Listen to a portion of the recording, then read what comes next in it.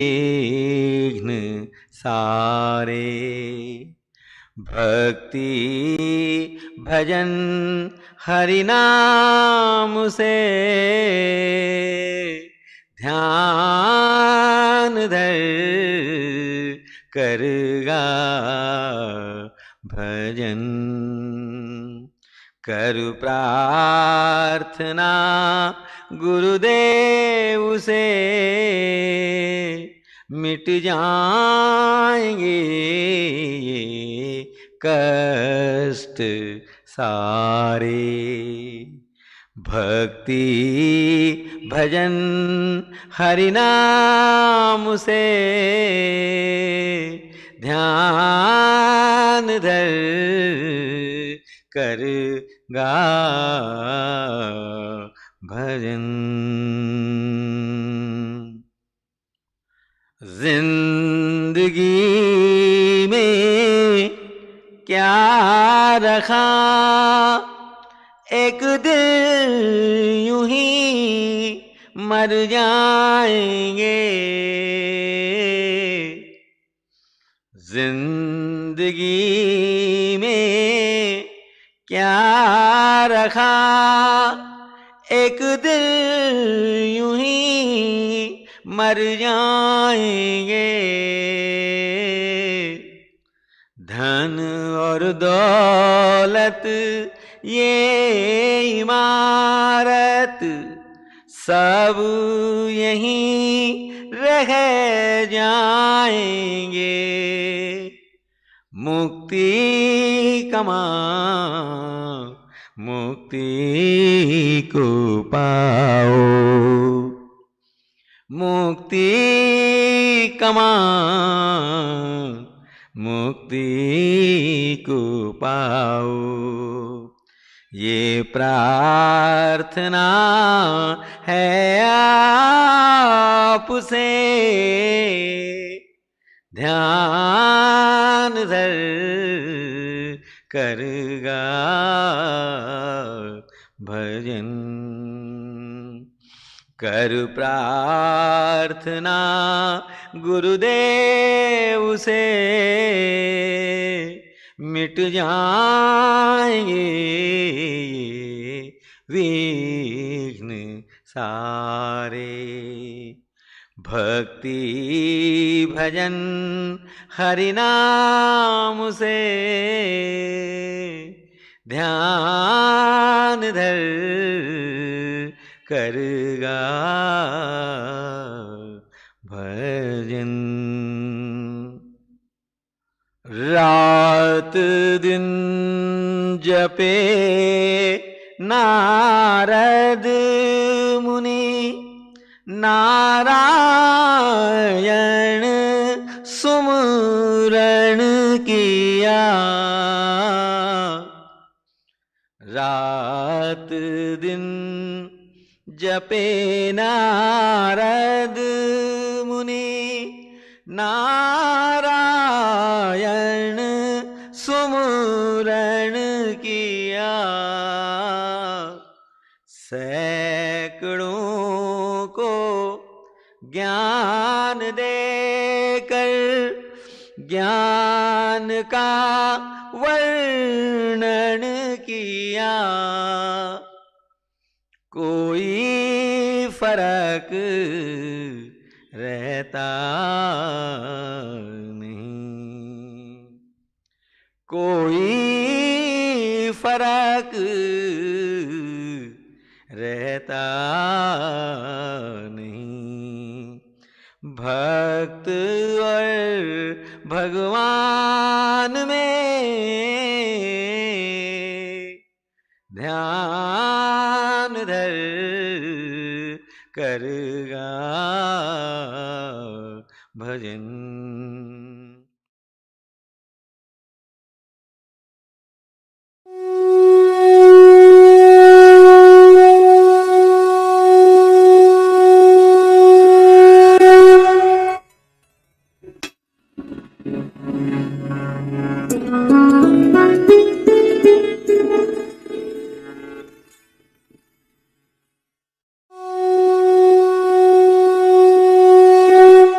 माता और बंधुओं, अभी एक भजन होगा और भजन के साथ साथ सभी भाई बहन अपने अपने इष्ट का ध्यान करेंगे। बहुत डिटेल में ध्यान के विषय में बताया गया, कैसे करना है। अगर कोई नया भाई आए हो तो बताइए, जिसे फिर दोबारा बताया जा सके। सबसे पहले निश्चित कीजिए कि परमात्मा की कौन सी मूर्त, कौन सी सूरत आपको सबसे ज्यादा प्यारी लगती है। मूर्ति, मूर्त,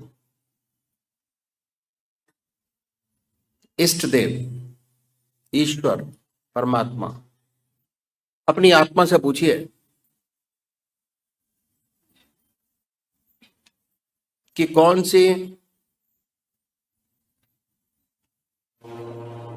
ऐसी परमात्मा की मूर्त है जिसमें सबसे ऊंची भावना आप परमात्मा की डाल सकते हैं। सबसे ऊंची भावना चुनिए।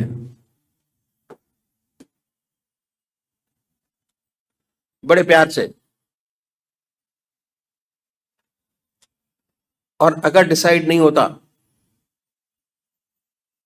कि राम को माने या कृष्ण को माने, शिव को माने, हनुमान जी को माने, बहुत कंफ्यूजन है, किसी एक को पकड़ लीजिए और ध्यान कीजिए उनका। कुछ समय बाद आपको यह स्पष्ट हो जाएगा कि आप राम को मानेंगे या कृष्ण को मानेंगे, शिव को मानेंगे, हनुमान जी को मानेंगे। वो आकृति आपके सामने आ जाएगी कि भाई तो मेरा है।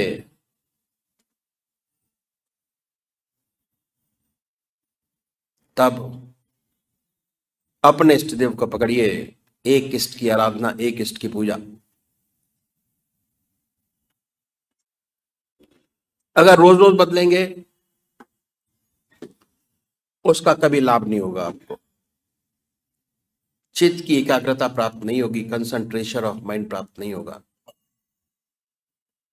आप अपने इष्ट की गहराइयों तक नहीं पहुंच पाएंगे। आपको चिरयुक्त शांति, परमानंद की प्राप्ति नहीं हो पाएगी। अगर आपको परमानंद की प्राप्ति की खोज करनी है तो आपको ध्यान के प्रोसेस में जाना पड़ेगा। जैसे जैसे आप ध्यान के प्रोसेस में चलते चले जाएंगे, अपने इष्ट को गहराइयों से याद करते चले जाएंगे। जितना समय आप अपने इष्ट की गहराइयों में देंगे, जितने समय आप उनको याद करेंगे, उतना ही कंसंट्रेशन, गहराइयां आपके इष्ट देव की आपके अंदर बनती चली जाएगी। और जैसे ही याद करेंगे, फौरन बड़े आराम से याद आएगी। बगैर याद किए याद आएगी। सोते जागते, खाते पीते, हर समय उनकी याद होगी। ऐसी आदत बन जाएगी कि जब भी आप खाली हुए, ऑटोमेटिक परमात्मा की याद ऑटोमेटिक शुरू हो जाएगा। काम में बस टूटा, ऑटोमेटिक परमात्मा की याद। काम से छूटा, ऑटोमेटिक परमात्मा की याद। जैसे जैसे आप अपने इष्ट देव की गहराइयों में बढ़ते चले जाएंगे, दिल की हर धड़कन से अपने इष्ट का नाम बड़े प्यार से अपने इष्ट को याद कीजिए और अपने सामने अपने इष्ट देव की मूर्त बनाइए। बड़े आनंदमय स्थिति बनाइए।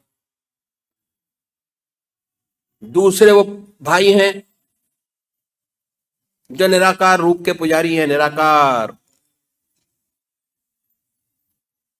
ओम अल्लाह वाहिगुरु। बड़े आराम से बैठिए, आनंदमय अवस्था बनाइए। ये सोचिए कि मैं अपने इष्ट के चरणों में विश्राम चाहता हूं। विश्राम के मायने ध्यान है। जब विश्राम करेंगे तो मन के ऊपर कोई बोझ आपके ऊपर नहीं होगा। बड़े आराम से बैठे होंगे, आनंदमयी अवस्था में बैठेंगे और उसके बाद ये महसूस कीजिए कि हमारे दिल की धड़कन से हमारे इष्ट का नाम निकल रहा है। ओम ओम ओम कर रहा है हृदय। आवाज दिल से निकल रही है, जिह्वा से नहीं निकल रही। आप पूरे शरीर में उसके आनंद से आनंदित हुई। Relax your body, full body, Om के नाम से। तो अभी एक भोजन होगा और भोजन के साथ साथ सभी भाई बहन अपने अपने इष्ट का ध्यान करेंगे। हर दिल में समाए रहते हो सरकार, तुम्हारा क्या कहना। हम भी हैं तेरे दीवानों में, दिलदार तुम्हारा क्या कहना। दिलदार तुम्हारा क्या कहना। हर दिल में समाए रहते हो, गर्दिश में ज़माने की खोकर। कई बार तुम्हें हम भूल गए, कई बार तुम्हें हम भूल गए, पर तूने भुलाया ना हमको, पर तुमने भुलाया ना हमको। ये प्यार तुम्हारा क्या कहना। ये प्यार तुम्हारा क्या कहना। हर दिल में समाए रहते हो, इस दुनिया के बाजार में हम ठोकर पर ठोकर खाते रहे, ठोकर रहते हो सरकार, तुम्हारा क्या कहना।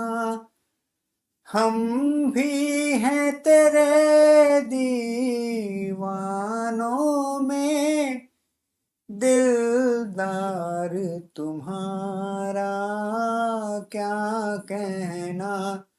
दिलदार तुम्हारा क्या कहना। हर दिल में समाए रहते हो, गर्दिश में ज़माने की खोकर।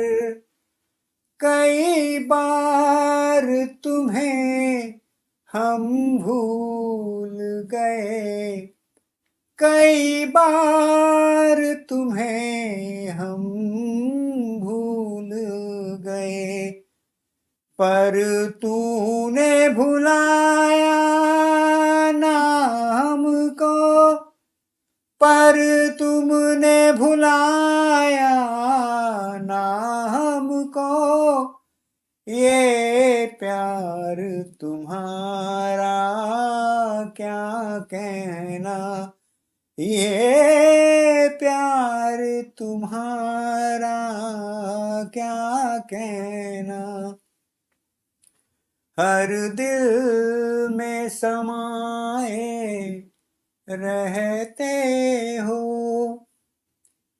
इस दुनिया के बाजार में हम ठोकर पर ठोकर खाते रहे, ठोकर पर ठोकर खाते रहे, पर तू जो सहारे देता रहा, पर तू जो सहारे देता रहा, ये प्यार तुम्हारा क्या कहना, दिलदार तुम्हारा क्या कहना, हर दिल में समाए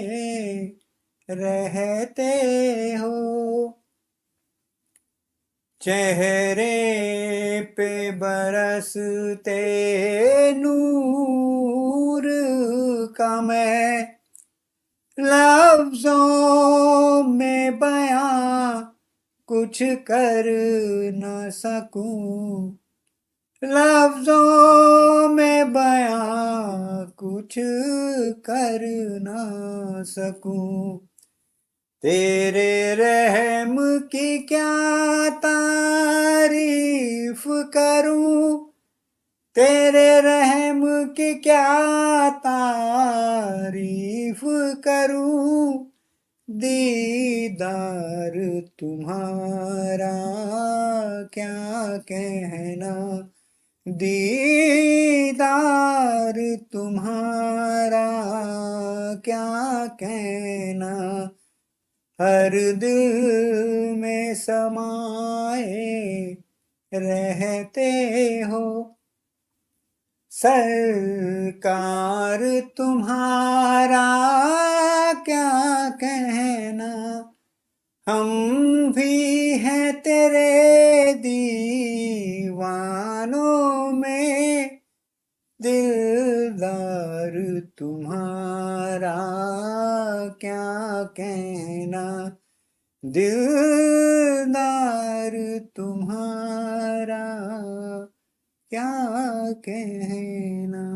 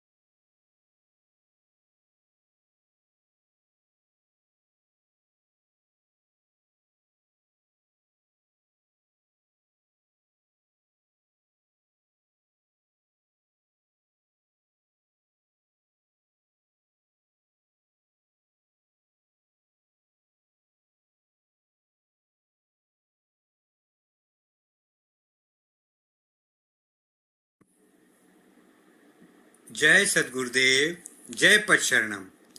श्री बृजमोहन वचनामृत भाग 2 परिच्छेद 3 सद्गुरुदेव दर्शन की लगन। स्थान T34 अतुल ग्रोव रोड, नई दिल्ली, सन 1948। बिन पद चले सुने बिन काना, कर बिन करम करे विधि नाना। आनन रहित सकल रस भोगी, बिन बानी बकता बड़ जोगी। परम पूजनीय सद्गुरुदेव जी का परम पावन तथा परम कल्याणमय पत्र पाकर हृदय को बड़ी सांत्वना मिली। ये पढ़कर कि आपकी पूर्ण कृपा दृष्टि इस पतित की ओर है, बड़ा ही प्रोत्साहन मिला। ये शब्द कभी कभी बुलंदशहर और कभी कभी समय निकालकर यहाँ सत्संग के लिए आ जाया करो, इससे बहुत लाभ होता है। दासानुदास के हृदय में कुरेद पैदा करने लगे। पत्र आने से लगभग आधा घंटा पहले ही प्रिय सतपाल जी, जो पीलीभीत से आए हुए थे, मुरादाबाद के लिए गए थे। उधर धर्मपत्नी को रात्रि से बुखार हो गया था। तापांश यानी टेम्परेचर लगभग 102 डिग्री था। अब क्या करें? धर्मपत्नी से कैसे कहें कि इसका मन फतेहपुर श्री सद्गुरुदेव जी के चरणों में जाने के लिए तड़प रहा है। क्या ही अच्छा होता अगर ये पत्र श्री सत्यपाल जी के सामने आ जाता, तो उन्हें दिल्ली रोक लेता और स्वयं फतेहपुर चला जाता। कभी कभी समय निकाल कर यहाँ सत्संग के लिए आ जाया करो, इससे बहुत लाभ होता है। क्या ये सद्गुरुदेव जी की आज्ञा दास को बुलाने की नहीं है तो और क्या है? मैं तो जरूर जाऊंगा। क्या धर्मपत्नी को भी इसी रात्रि से बुखार आने को था? क्या इस पत्र को भी सत्यपाल जी के जाने के आधा घंटा बाद ही मिलना था? यह सब दास की परीक्षा नहीं तो क्या है? जब फतेहपुर जाने का निर्णय दास ने पूर्ण रूप से कर लिया, तो फिर धर्मपत्नी से कहा, गुरु महाराज जी का पत्र मिला है, उन्होंने दास को बुलाया है। मेरा विचार आज ही सायंकाल की गाड़ी से फतेहपुर जाने का है। धर्मपत्नी ने कहा, ऐसे पत्र तो आया ही करते हैं, उचित अवसर देखकर ही जाया जाता है। क्या आप मुझे ऐसे बुखार की हालत में छोड़ जाएंगे? ये दोनों बच्चे दिनेश और रमेश वैसे ही तंग करेंगे, इनके खाने पीने का इंतजाम कौन करेगा? दास ने उत्तर दिया, मुझे पूर्ण विश्वास है कि आपका बुखार मेरे जाते ही बिल्कुल ठीक हो जाएगा। मैं 4 दिन में वापस आ जाऊंगा और तुम्हारे लिए दवा और बच्चों के लिए डबल रोटी, फल इत्यादि अच्छी मात्रा में छोड़ जाऊंगा, ताकि आपको खाने के लिए कुछ बनाना न पड़े। धर्मपत्नी ने नाराज हो कहा, ये कौन सी भली बात है कि आप हमें ऐसी हालत में छोड़कर चले जाएंगे? मेरी तबीयत तो वैसे ही बहुत खराब है। ये बच्चे अकेले और मुझे तंग करेंगे। अगर आपको जाना ही है तो फिर कभी चले जाना। दास ने कहा, मेरा दिल तो आज ही जाने को है, और अगर नहीं गया तो मेरे दिल को बहुत दुख होगा, और न मालूम ये दुख कब तक बना रहे। धर्मपत्नी ने कहा, और आपके चले जाने से हमें क्या सुख होगा? इसमें आपके दिल को दुख होने की कोई बात तो है नहीं। आपके गुरु महाराज ने ये तो लिखा नहीं है कि खत देखते ही चले आओ। मैं आपसे जाने के लिए मना करती नहीं। ऐसी हालत में स्वयं ही नहीं जाना चाहिए। दास ने कहा, परम पूजनीय गुरुदेव जी ने बुलाया तो है ही, वो ये तो कभी भी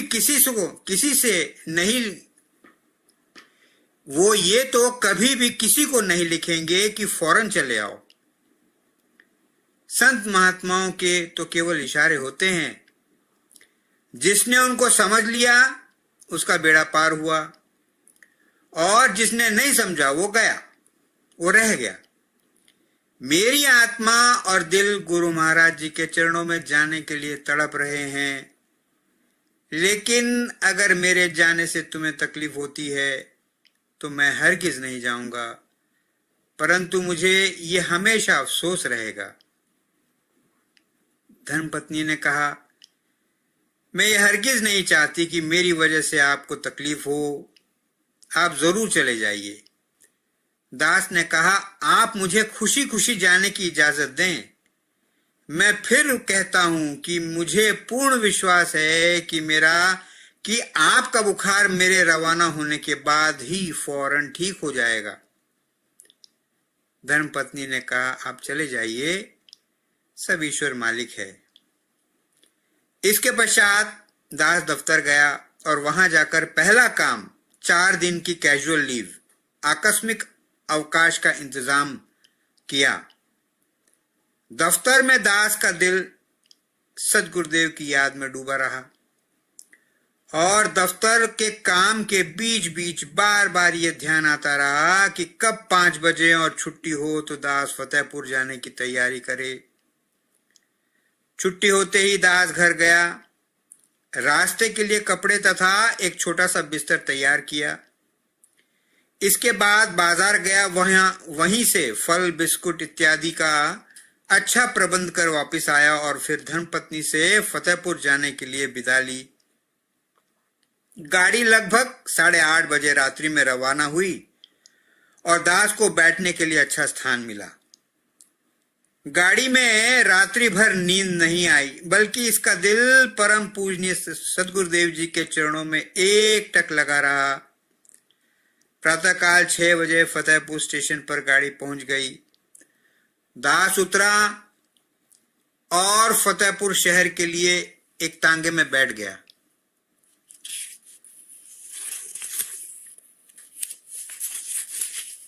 शहर में पहुंचकर श्री गुरुदेव जी के मकान का पता आसानी से मिल गया और लगभग 6:30 बजे दास श्री सदगुरुदेव जी के शुभ स्थान पर जा पहुंचा। दास ने किवाड़ खटखटाए तो आपके मुलाजिम कालीचरण ने किवाड़ खोले और सेवक का नाम और पता लेकर अंदर चला गया। 2 मिनट बाद ही आकर उसने बैठक खोली और दास का बिस्तरा और अटैची उसमें अंदर रखकर दास को अपने साथ अंदर ले गया। मकान काफी खुला था, सहन काफी लंबा चौड़ा था, जिसके दोनों तरफ कमरे थे। परम पूज्य सदगुरुदेव जी अभी लेटे हुए थे। दास ने जाकर आपके चरणों पर माथा टेक कर प्रणाम किया। जैसे ही दास का मस्तक सदगुरुदेव के चरणों में लगा कि दास के हृदय में ये भाव पैदा हुए, चाहे अब जीवन चला जाए, चाहे गर्दन भी देनी पड़े, पर अब ये सिर इन चरणों से कभी जुदा नहीं होगा। आप फौरन ही उठकर आशीर्वाद देते हुए चारपाई पर बैठ गए। फिर दास को पास पड़े मूढ़े पर बैठने का इशारा करते हुए बोले, जीवन देना क्या आसान बात है? सोचना आसान है, परंतु करना बड़ा मुश्किल है। परंतु पवित्र विचारों का आना भी बहुत अच्छा है, फिर मालिक स्वयं ही सब कुछ करा लेता है। इसके पश्चात दास की ओर हंसते हुए श्री ओंकार जी अपने सुपुत्र को आवाज देते हुए बोले, इस बच्चे का स्कूल घर से बहुत दूर पड़ता है। ये साइकिल के लिए कह रहा है, हमारे पास तो पैसा है नहीं, परंतु ये हिंद साइकिल माहवारी किस्तों पर मिल जाती है। लेकिन पहली किस्त का 88 रुपए 62 देना पड़ता है, 88 रुपीज 62 पैसे ये देना पड़ता है। अगर पहली किस्त का इंतजाम कहीं से हो जाए तो बाद की किस्तें तो हम भी देते रहेंगे। दास ने जो ध्यान दिया तो इसे याद आया कि केवल ठीक इतनी ही राशि उसकी सेविंग्स बैंक अकाउंट की किताब में जमा है। बड़ी अजीब बात है, कि इतने रुपए की ही किस्त भी देनी पड़ेगी। दास ने सोचा कुछ भी कहना तो खराब है, परंतु घर जाकर इस रुपये को सद्गुरुदेव के चरणों में भेजने का निश्चय कर लिया। इसके पश्चात आपने घर की कुशलता का हाल पूछा। दास ने कहा, सब प्रकार कुशल है, परमात्मा की कृपा है। इस पर आपने फरमाया, क्या कहा? सर्व प्रकार कुशल है। हमें तो कल रात्रि में लगभग 8:30 बजे जब तुम गाड़ी में चढ़े होगे, बैठक में सत्संग कराते कराते तेज बुखार हो गया और सत्संग के बीच में उठकर अंदर आना पड़ा। अब इस समय तबीयत ठीक है। जब आप घर वापस जाएं तो बहू को अगर कुछ तकलीफ हो तो होम्योपैथिक की दवा दिला देना। वैसे अब ठीक है, कोई घबराने की बात नहीं। दास मुस्कुराया और मन ही मन कहने लगा कि मैं तो धर्मपत्नी से कह ही आया था। सद्गुरुदेव जी की कृपा फौरन हो ही गई। इसके पश्चात आपने दास को शौच आदि से निवृत्त होने का आदेश दिया। अनोखा भोजन। इतन बिन परस नयन बिन देखा, ग्रहे ध्यान बिन बासु असेखा, अस सब भांति अलौकिक करनी, महिमा जासु जाई नहीं बरनी। जैसे ही ये दास शौच आदि से निवृत्त हो पाया था कि श्री परम पूज्य गुरुदेव जी स्वयं एक बाल्टी में गर्म पानी एक हाथ में लटकाए हुए ले आए और कहने लगे, गर्म पानी स्नान के लिए है। दास ने कहा, आपने इतनी तकलीफ क्यों की? ये दास तो खुद ही ले लेता। आपने फरमाया, कायस्थों का घर है, हम लोगों में पर्दा बहुत होता है, इसलिए हर एक आदमी घर में नहीं जा सकता। और ऐसा कहते हुए आप घर के अंदर चले गए तथा एक लकड़ी का पटला लेकर फिर बाहर आए तथा चबूतरे पर स्नान करने के लिए बिछा दिया और फिर पूछा, और कुछ मंजन, साबुन, तौलिया वगैरह तो नहीं चाहिए?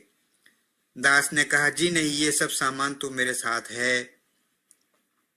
इसके पश्चात आपने पूछा, आप पानी देख लीजिए और अधिक गर्म पानी या ठंडा पानी तो मिलाने के लिए नहीं चाहिए? दास ने पानी को हाथ से देखते हुए कहा, जी नहीं, बिल्कुल ठीक है।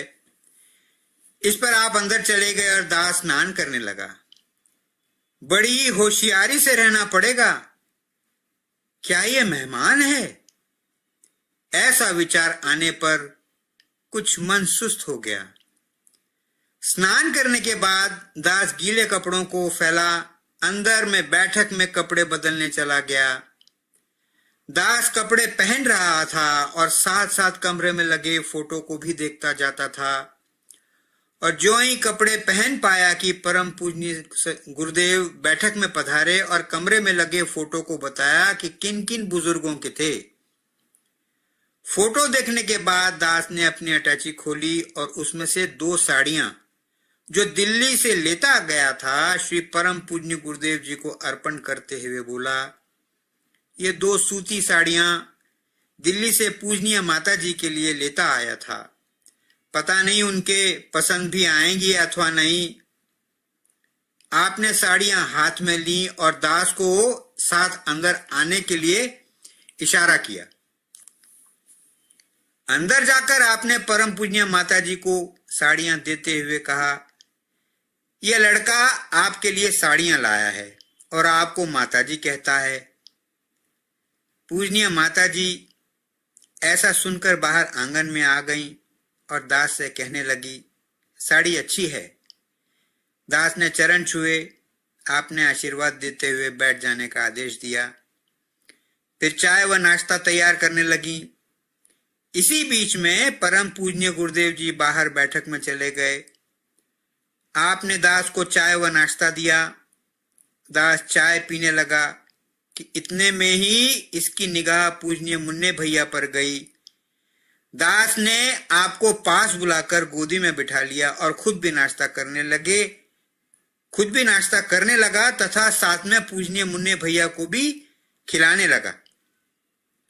परम पूजनीय माता जी बड़े गौर से देखती रहीं और मुस्कुराती रहीं, और ज्यों ही परम पूजनीय गुरुदेव जी बाहर से अंदर आंगन में आए, आपने कहा, ये अजीब बनिए हैं, देखो मुन्ने को अपने साथ कैसा खिला रहे हैं, इन्हें किसी प्रकार का कोई विचार नहीं है। परम पूजनीय गुरुदेव जी मुस्कुराते हुए बोले, ठीक है, ये तो अच्छी बात है, और बाहर चले गए। नाश्ता करने के बाद दास भी बैठक में चला गया। आपने अपने समीप तख्त पोष पर ही बैठने का आदेश दिया और फरमाया, आपको उपदेश देते समय यानी पूजा सिखाते समय हम अपने आप को भूल गए और बहुत ऊंचे पहुंच गए।